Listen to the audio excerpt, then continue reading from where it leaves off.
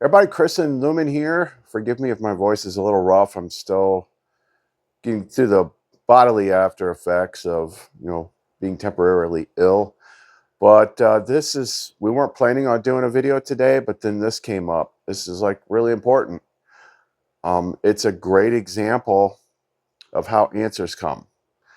So yesterday we uploaded a whole bunch of videos, but one of them in particular I was inspired to do was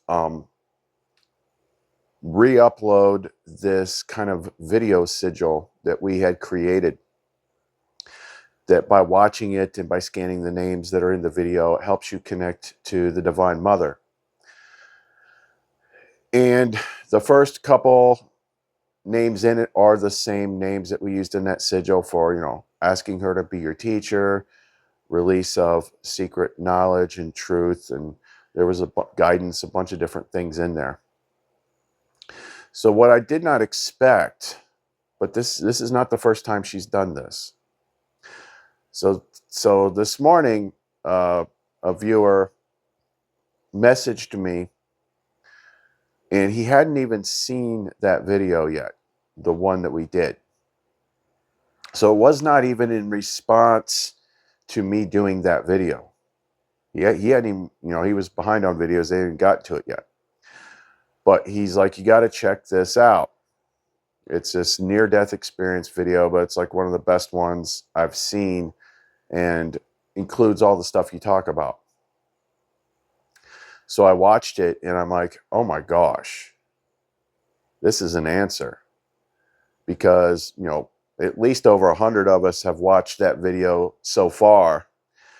And that's how she answers. Like when she wants to show you something, like there's a 1,000 ways to do it. And there's always like the simplest path. But I find that she tends to answer through other people.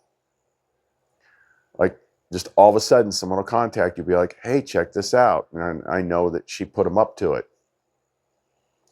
So this video that I'm going to share with you, and then I'll put the name of the channel it came from on there, see if you want to check out that channel too, and see what might be on there. I think it's mostly like NDE type stuff. This wasn't like a normal NDE. Like I've only ever shared one other NDE experience on this channel, and I think I just freaking mentioned that in the last day or so. So she might have been like leading up to this already. But this one, I watched it twice, and I was trying to determine. I think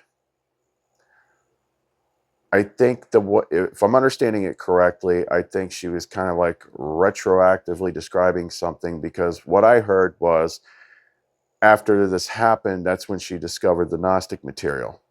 So she discovered the Gnostic material, and this took place in like 2017, which is like when my hero's journey started. And now she's going back telling the story later, understanding what it was that she experienced. So it had like all the elements in it, simulation elements, archons. I don't have a name for the dark, she was in this pretty bad place. And I don't feel like those were archons. We tend to want to name things. I'd say they're probably closer to demons. They sound like demons. And then she goes and pulls her out. Now, which she is it? I mean, they're all big to us. I mean, Sophia is bigger than the creator of this world. But Barbello, the one that our video was about, she is the highest one there is. So I'm kind of leaning towards like it was probably Barbello, the feminine face of the all that is. Because Sophia is more of like, the teacher. She's still mother, but she's mostly teacher of wisdom and things like that. And what she was describing seems like Big Mama, for all intents and purposes. And there was some interesting things said, like Maybe I'll wait till after we watch it to for me to point out the stuff. But I'm about to try and get in touch with her just to let her know that, like, because she said something in there later, like she hadn't really had any more contact with her since then. I'm like, well, she just used your story to answer us. So usually when stuff like that, you know, she wants me to make him a pendant or something like that, but we'll see. A lot of times I try to do that and they just don't even answer me. But it's such a good story, and it's so accurate, and it's so in line with what I know and what I've seen. And it also shows something that, again, I'll hold my thoughts on that till after we watch it, that there's like more than one way to skin a cat. I feel like she had like an entire hero's journey in this one experience. That's the way that I read it. And that's what makes it make a little bit more sense to me. So let's go ahead and roll into this. I'll play the whole video and then we'll come back and talk about it. If you want to know more, don't go away. In my embrace, the weary find rest. In my truth, the broken are blessed. I am wisdom, the voice that you see. The stronger than storms, yet gentle and meek.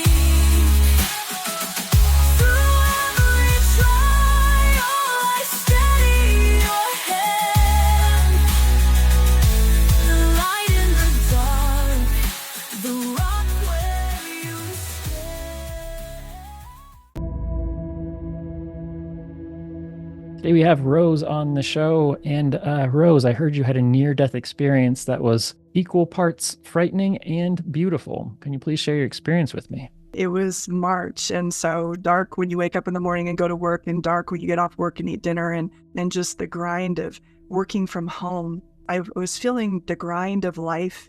There was this moment where I remember having a feeling of, is this it? If this is it, I don't want it. Because it wasn't just a thought, it was more than that. It was almost like a declaration that I was like, if this is it, I don't want it. And I meant it. That was about a day before I started feeling sick. I was so busy at work that I worked through the day, and I was aching and my lower back ached, and I just did not feel good. And so when the workday finally wrapped up, I went to the urgent care, and they did a strep test and a flu test and said, yeah, you have a fever, go home. And I went home, and I just kept feeling worse and worse and worse. And I remember, I'm not a real selfie taker, but somebody asked me how I was doing, and I had taken a selfie of myself, and that's the last thing I remember before I went to sleep. And when I woke up, it was dark outside, it was evening, and I did not feel right. I felt doomed, is how I felt. And I stood up and went to the bathroom, and I was wobbly, and like my movements were jerky, and I fainted and fell backward and hit my head really hard on the shower track. And I came to, and my head was bleeding, and I was laying there. I think I'd had a seizure, and I was like, wow, something is so wrong. So I went crawling into the other room, and my then fiance was sleeping on the couch because he didn't want to wake me. And I was like, we gotta go then because something's not right. And he took me right back into the urgent care and were looking me over, and I passed out. And when I came back, I heard him telling somebody that I just had a seizure. And that's the last thing I really remember of the real world before everything happened. And I heard and I felt this clap. It was like if you took two boards and you just smacked them together. This is where it gets really weird. It was like I entered another space. It was a black background with neon pinstripe outlines, like a grid, like Tron, weirdly. Only it was hot pink, magenta, and black. This being perceived me enter the space and turned his attention toward me and evaluated me. And the outline of him was humanoid and giant, ripped, like muscular. He had a tail, which is weird, like a big, massive tail. Ruthless, malevolent intelligence, not anything I wanted to have its attention be on me. And the perception I had was that it's a simulation. This is not what we think it is at all. And he assessed me for what I was, and that occurred to me as color. He was looking for whether or not I was pink or purple, I think, but I was blue-green. What does that mean? I have no clue, okay? And I knew it was an archon, not the archon. That didn't occur to me. I felt it was an archon, and I remember thinking, oh my God, there's more than one of these things. And I was terrified, petrified, and I was not of use. And so he flicked his attention away. And then again, it was nothingness. And that was it. That was the entirety of that encounter. And I hope I never encounter that being again. And then I found myself floating in this place. And this gets really hard to talk about. It was ambiently lit. It was womb-like or cave-like and kind of a tan brown. And I was floating on my back, and I was surrounded by these low beings they were misshapen. Some of them had like arms that had a couple bends where they weren't supposed to be. Some of them didn't have mouths, or their heads were lumpy. And some of them were more formed than others, and they were taunting me and saying just terrible things.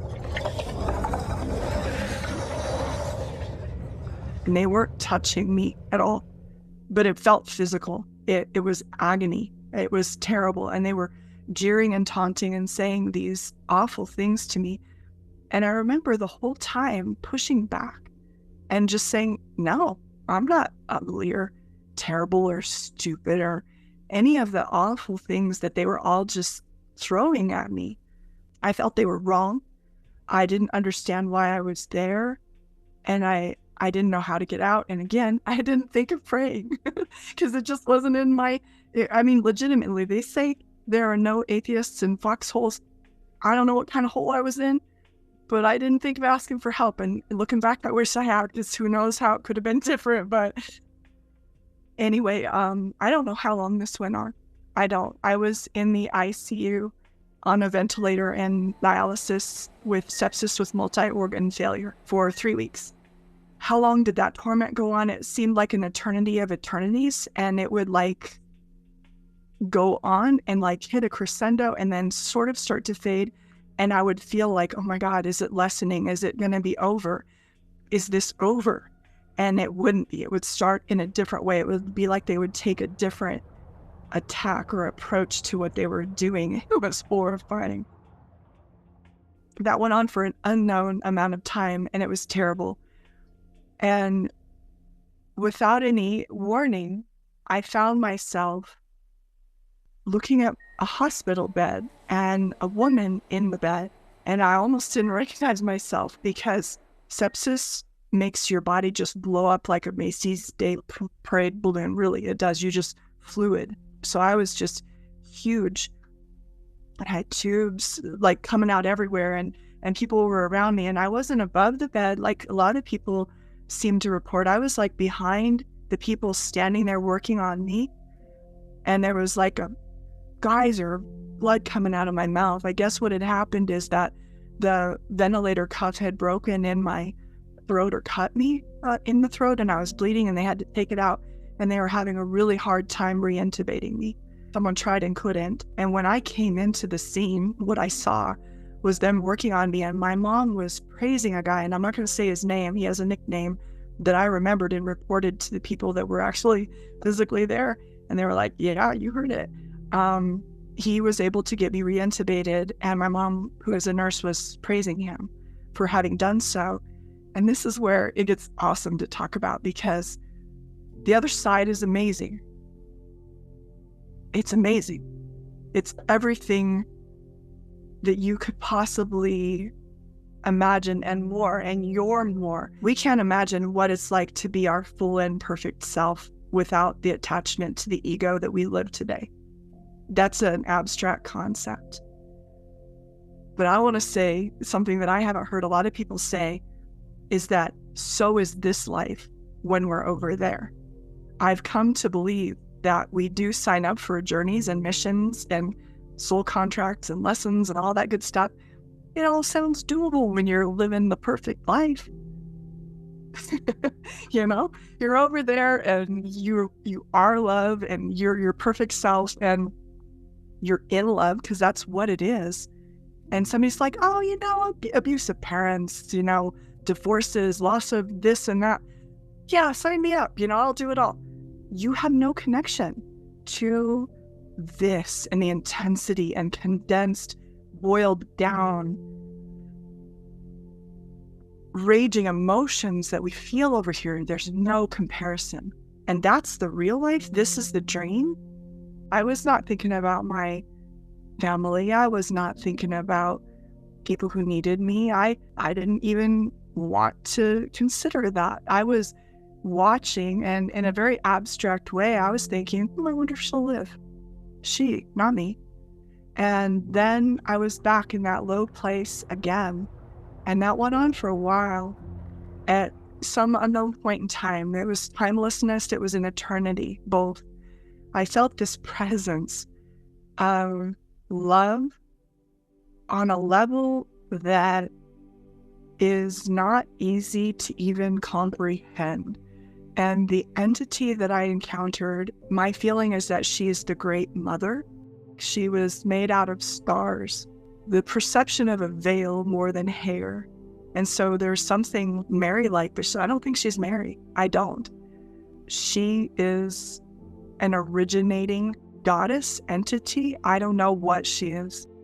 These are thoughts that came to me as this presence entered that space and retrieved me out of it. Okay? And she's like nothing I was ever even prepared for or had considered. In my searching, I had never delved deep into like the Green Terra figure or Mary.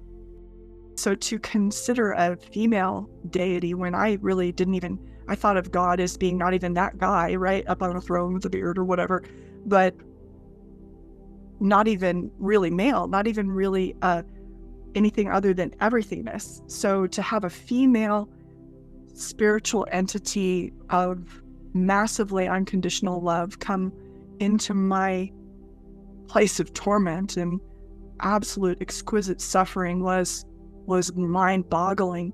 And she is something else. She is as other and ruthless in her own way as that archon was. She is strong medicine.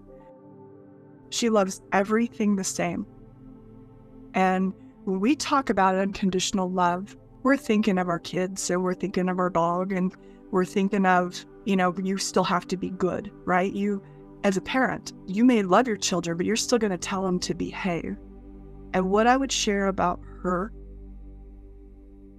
is that she loves the tapeworm.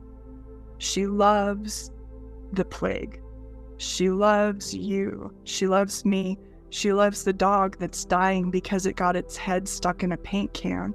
And she loves its death and experience of that. And she loves the person who pulls that paint can off of the dog's head and lets it live. She is everything. The poem Thunder Perfect Mind sums her up utterly. I didn't know about it until after. When I went home after all of this, there were certain things, many things that I had to try to investigate and seek into. And I went searching for information about the Great Mother and figures that could be that, which eventually led me to the Gnostic texts. And that poem is about the entity that I met. Absolutely, without question, that sums her up. She's a sum of paradoxical contradictions, and she's beyond anything we ever would understand. But coming back to that experience, so she entered that space, and this one was really rough for me because, again, I felt her love, right? And those low beings, as she was pulling me out, said to her, then why did you start us up then, if you're taking her away? And I felt this understanding, this comprehension that I don't believe that she like set them on me. I don't know about that, you know? I don't know about that. But I know that they are not outside of her. They're her children too. That's what I mean about her, you know? She doesn't pick and choose and say, this one's good, this one's bad. Everything that happens, this whole happening, she celebrates it. And she's love, utter love. So it's really hard to describe, but so we're in this space. She comes in and it's like we turned and lifted and raised and went to another place. And it was so beautiful because we were standing on the edge of everythingness. And it was as though the infinity of creation was laid out in front of us like a mountain range. So I'm standing beside her and we're looking at this gorgeousness. And it's not like the pictures that you see of space with the individual galaxies. It was more if you turned all that on its side and you looked at it crosswise, black above, black below, and this infinity of happeningness was in front of us. And she downloaded, I don't even know what, because I know she was talking to me and I know that she downloaded a ton of information to me, but it wasn't anything that I could comprehend or put into words for you now. But I encounter it now where I will be listening to something and I know when it's true and I understand things differently than I would have before. It's more like this is a pool of resources that she gave me that help me move forward in ways that I can't even put into words. But it was a very brief but intense encounter. And then after that, the rest of it was just a hospital stay. I feel like my mind was blown wide open because when they finally were able to take the tube out of my mouth and let me start breathing again, and I was coming back to understanding what had happened to me because I had no idea. I was just like, what in the world is going on? I wake up in this hospital room just huge and can't even lift my hand to my chin, couldn't hold the phone, couldn't roll over. I mean, I was messed up. I felt like I could hear the thoughts of everybody in the room. And I could even hear people's conversations far away when they were praying for me or talking about me. And I saw children who had died in the hospital. Every night at about 2 a.m, they would come frolicking through the rooms. They were just playing and I could see them. Crazy, I know that sounds just nuts, Wow. but It's beautiful. it's they weren't unhappy either. They were just having a good time by being where they were. Eventually I went home and I had to process all that. I had to try to get my head around it. You know, this happened in 2017 and there's a big part of me that was terrified. I was like, did I go to hell? What was that? You know, what was that and why? I didn't feel like I had deserved it. And I'm not saying I'm perfect. I'm flawed like everyone on this planet, and I couldn't even let myself thinking about the horror of the torment because it would put me right back into it. I had a really bad PTSD afterwards. So now that I have more distance from it, it's very possible that those were lower planar. Like I wasn't dead, but I wasn't alive. And maybe I was accessible to them while I was so sick. And the true NDE that I had was when I was outside my body watching them work on me and almost died. That's what I think, but I don't know for sure. You know, I may never know for sure. And the Great Mother, never have I felt her again. And I haven't sought her. I don't feel like she needs that or wants that. I know a lot of people with sepsis have terrible, terrible dreams and delirium in the hospital. So the moments of delirium where I was hallucinating, I can tell you about those. Those were me being out of my head because of the meds and the illness. The experience of being tormented, that felt spiritual. And I don't know why, for sure. I don't know what purpose it served, but I can tell you that when I came back, I was delighted to be alive. And I was still filled with love. And I remember feeling so ungrateful because I had wished it away. You know, is this it? If it is, I don't want it. You know, that thought because life can be hard. Life can be so painful. I was always one of those people that believed that if I beat myself up and I was really hard on myself, that I would achieve more. Very type A. I came back gentle with me above all. I think that maybe even that self-talk with those entities assaulting me with the kind of soundtrack that we all have of you're no good, you're not going to make it, this is bad, you're bad. And I was just like, I'm not. No, I'm not at all. That none of that's true. And I came back with this grounding and self-love that made me so much more gentle with everyone, because you don't realize, you think that if you're nice to other people, that you can be mean to yourself. That's hogwash. That's hogwash. You have to be gentle here first and here first, or else the other stuff is just a cheap veneer. And I know we go on beyond this life now. I can't explain it. I can't tell you why it is so, or how it is true that I know we're in a simulation of some kind. I don't know what that means, or why, or how. Like, are we in a simulation inside something real, or is it all a simulation? I can't tell you that.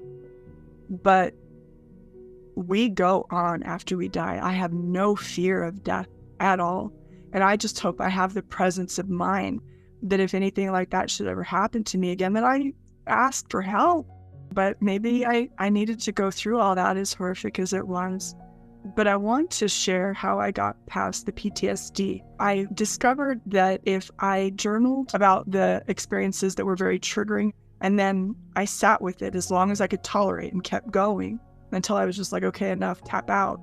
And then I would play Tetris or StarCraft, which is another kind of higher executive functioning game. And then I would take a nap because it was exhausting. And I found that doing that day after day for about a month, I got to the point where I could think about it. And now I don't have the PTSD experience of being thrown back into those horrific feelings and emotions. So I hope that helps anyone else out there that might be suffering from PTSD. How real was it? Could it have been a dream? Definitely did not feel like just a dream. Dreams are disconnected and disjointed in a way. They're like an abstract painting. And the sustained nature of that limbo place, that was incredibly real and extraordinarily viscerally painful. There was no like checking out from it or ignoring it or getting away from it until it was over. And then the feeling of being on the other side and seeing myself in the bed and perceiving it as other, and the way that everything's so good over there and is so just the radical nature of how okay you are, that was realer than real. And, you know, again, that reminds me just how not real this place is when you're over there. When you're over there, you're like, oh, that's just a dream. No biggie. You really are laissez-faire about signing up for these hellacious missions. You don't really, and then when you're done with it and you look back, you're like, no, I don't want to go back there. But you're not like, you don't feel what we feel over here. They're different. They're distinctly different. And both are real, but that's more real than this place, even though this place feels so intense. What do you want people to get out of your experience? Self-love, vital. You got to get there. Do it. You know, drop the self-talk. Stop thinking that there's any value in treating yourself any differently than you would want to treat others. So that's huge. We go on after we die. And then for those of you, especially who've had a negative experience, I know from the struggle I felt of trying to come to terms with why. Because I don't feel like I had done anything that would warrant that. I don't know that I perfectly understand that. Maybe it was to clear my family line. Maybe it was to burn out that negative self-talk and make me love myself. I don't know what purpose it served, but I guess I would encourage people to just let that go. It doesn't have to mean that you were a bad person. It doesn't have to mean anything. It's simply okay for your experience to be your experience. And if you feel shame about the fact that yours is weird or different or even awful like mine, parts of mine were literally the most horrific thing I could imagine. But I'm coming forward to tell about it because I know I'm not a bad person. And I don't think that's how things are on the other side anyway. I think that's a lot of hoo-ha. I'm not saying go out and be mean to people or selfish or anything like that. I'm saying that it's not as simple as that. It isn't. When I went over to the other side more truly, and I don't even think I went all the way, I didn't see heaven, I didn't see a tunnel. Nobody was there telling me you're bad and you're going to go to hell forever. And so it might sound weird and contradictory given that I was being tormented and that whole thing, but what I come back with is that our experience is perfect for us. It's what we need. So if you're out there living with this and you are wondering, why was mine negative and what does it say about me? Try to release that. Keep Thank it you. up. Thank you. You inspired me to tell what is true today for me because of the way that you tell other people's stories and help them to deliver that message. So I just want to say thank you. Well, I greatly appreciate that, and I love that you reached out to me and you didn't have like a book to sell, because sometimes those kind of wear on my soul. Sometimes there's a handful of you that have come and just be like, I just want to share my experience because it helps people, and those are my And favorite. be vulnerable and authentic. Yeah, You know, and it's funny because sometimes I wonder, I ask myself, well, gosh, is that what you're supposed to do? I don't know. I mean, I just went back to work in IT and you know what I mean? I went back to the same job, but I don't know. I hope I'm doing it right. You know, you always want to make sure you don't have to relive certain harsh lessons, you know?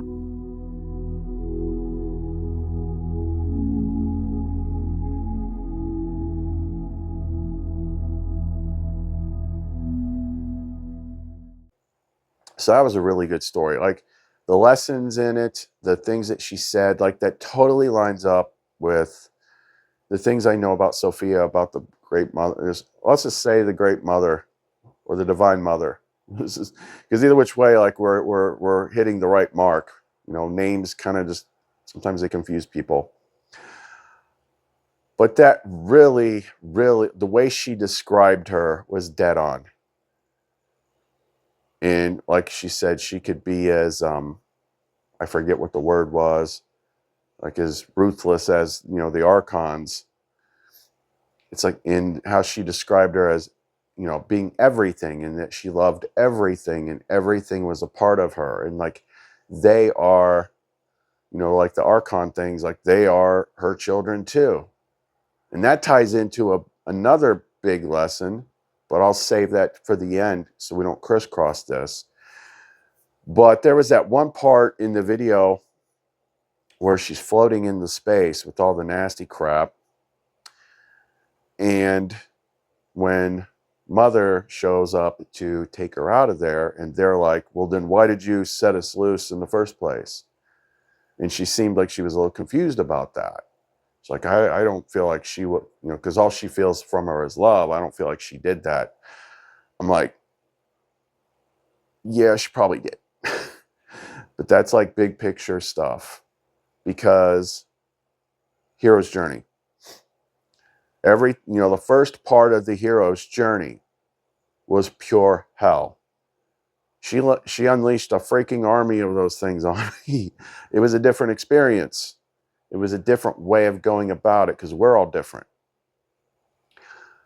But once I got toward the end of the hero's journey, I started to understand that no, she was behind it all.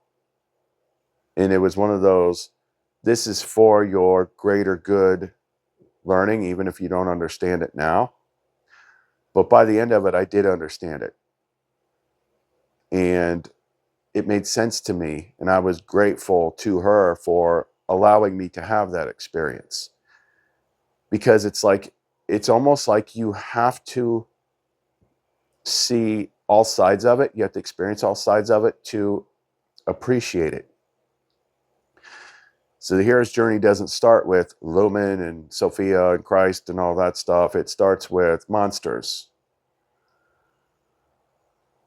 and then she comes and rescues you. So that was an interesting, that's why I said, I'm like, I only know my own experience, which goes by the book, but there has to be other variants of it. It's the only thing that makes sense. There has to be. Maybe it's because you're, whether you're a guy or a girl or what type of level you're at. Like, I don't know. Like, I had to do all this stuff to rescue my other half so that my other half could rescue me. And there was all these other elements, which she didn't have that, but the mother rescued her. And if I'm just going off of intuition, like, I'm not saying that I know, because I don't, but what I kind of feel that floating scene represented is like almost like the adversary mind, id entity. Like, those are probably thoughts that she had about herself that most people have, and we just get used to it. We don't recognize it, that we're having all these negative thoughts about ourselves until you're put in a different environment so that you can actually see it. It's almost like a mirror sort of thing. It's like, we're going to take your adversary mind and like put you in it and let you face it. But, everything is connected, and there's no one way to explain anything because it's just too big and too crazy. But that's why she wasn't kept there. Like, there's always like dark nights of the soul, death and rebirth, the lowest of the low, getting your ass kicked. Like, there's gonna be something horrible, one way or the other, whether you're unconscious in a hospital or going through an extended hero's journey thing. Like, you're gonna have things like that. You're gonna have some sort of glimpse into a hellish realm. She freaking took me and showed me some stuff. Like, you always get a glimpse of it. And then there was the other time at the mushroom trip where she's like, all right, get in the ring with the adversary. Ding, ding, ding. I'm like, what? It's like, I mean, the lady in the video, like, she had a really good grasp of things, I thought. And and what I think is like the stamp on it that tells me without any shadow of a doubt that us doing that video and her presenting that lady's story as part of an answering call is the fact that that lady in the video searched out and was led to. I'm sure she didn't just find it. She was led to it. We're usually led to it. That's why I'm kind of surprised, like, she didn't name her like Sophia or Barbello or one of those things. But she picked up on, at least some of it. But she did identify Thunder Perfect Mind, which that's the one that I associate with Barbello, the highest of the high of the divine feminine side. I was sent from the power, and have come to those who contemplate me, and am found among those who seek me. Look at me, you who contemplate me. And that is what we had in our video, playing in the background as you're looking at the divine names, Thunder Perfect Mind. She mentioned it. She said that poem in the Nag Hammadi, Thunder Perfect Mind, is describing the being that I met. That's it. And she, the higher she, like, that's how she sets things up. When she wants to show you something, she'll stamp it with like a seal. So you know that it was her. So that you know that it was a direct answer. It's too far beyond the realm of just pure chance.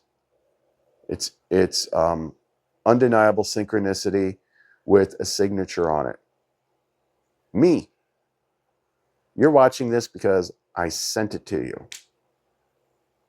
It's like, there you go. So those video sigils work. And that was kind of like meant to be like for, you know, the whole group here, for the viewers. So you see it all as, you know, at once. But when you're doing these things on your own, like, you're going to have experiences like that on your own.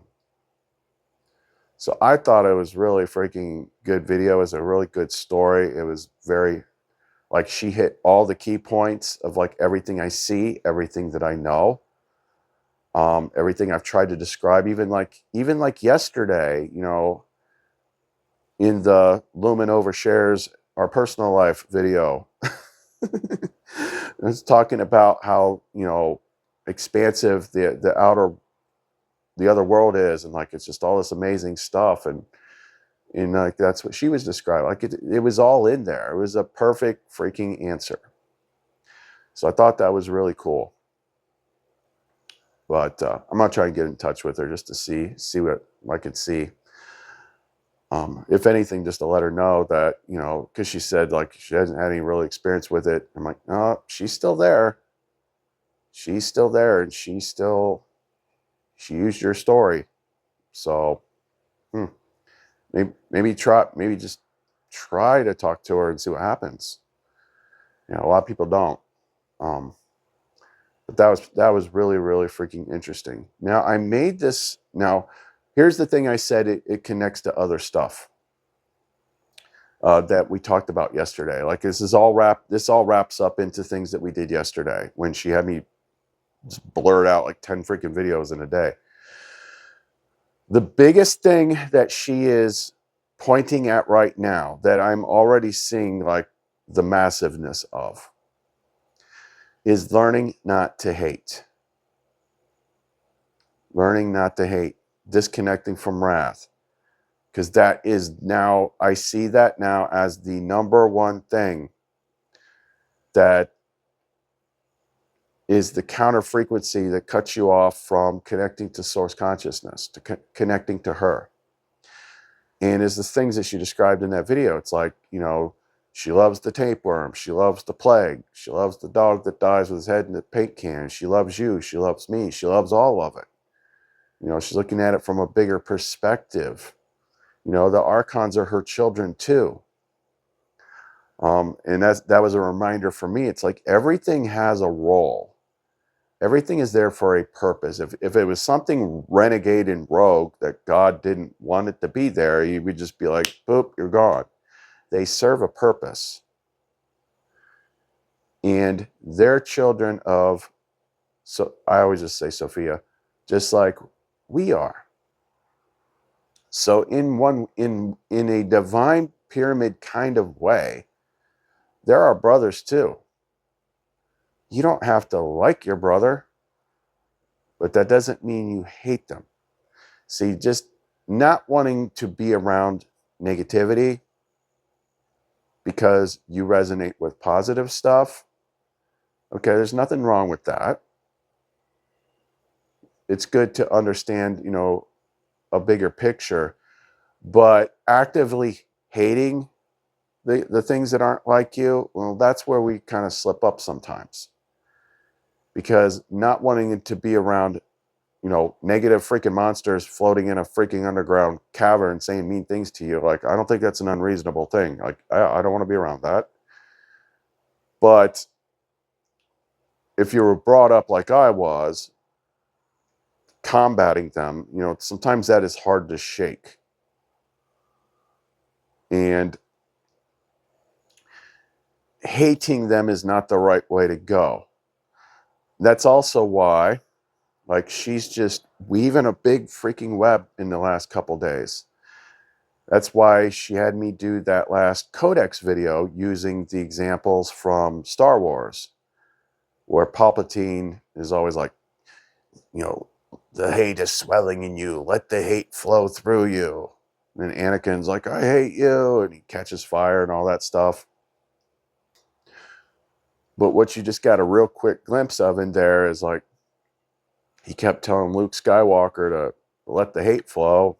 And he's like, he turns off his lightsaber. It's like, no, I'm not going to do it. He was able to battle and defeat his father without hating him. by just being in alignment with, the good side of the force. You don't have to hate something to win in battle, to overcome it. But the world in the Matrix does everything in its power to get you to hate. That's what we keep talking about. We're going through another hate spell right now. It's becoming a meme. Hating political figures because the TV told you to. Hate, hate, hate, hate, hate. The answer is hate. I hate you. It's insane. That's the trap. It's like there's a bigger picture. But it's almost like the system that runs on negativity wants you to hate them. Because when you hate, you're focusing all your attention on something and just channeling negative energy at it. You're feeding it. Like, you got to think like martial arts and stuff like that. How many movies you've seen where, whoever the teacher is like, you got to control your temper. You got to control your anger. You got to breathe. If you strike out, being angry and mad, you're gonna fail. So retuning like the Aegis brimstone pendants, like, you can always retask these things. Start using them actively instead of passively. You just hold it in your hand and be like, you say, Great Mother, whatever name you want to use, for the higher consciousness. Okay, I'm determining that I want this to work on burning out such and such. So in this case, it would be like all my habitual programming, all the things that I'm holding on to, everything that is kind of driving me into the pattern of hating things. I want to burn that out of me. Clear the hate pattern out of my brain. So that's one way that you could use that. Okay, so we're going to wrap this up for right now. If you want to get in touch with us, get any of our energy tools, reach us through the Etsy store, clumencreations.etsy.com. If you want to listen to Lumen's music, type @ the music of Lumen into the YouTube search bar. You'll find the channel. A lot easier than searching for the channel. And then all the links we provide are in the description box below. Chris and Lumen. See you next time.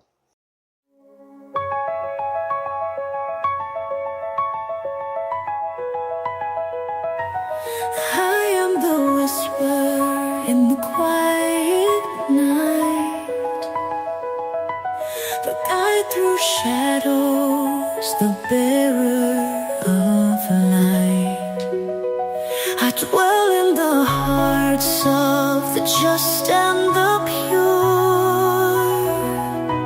a flame eternal, steadfast and sure. I am the treasure no gold can buy, the breath of heaven, the eternal cry. I am wisdom, the voice that you seek, stronger than storms, yet gentle and meek. Through every trial I steady your hand, the light in the dark, the rock where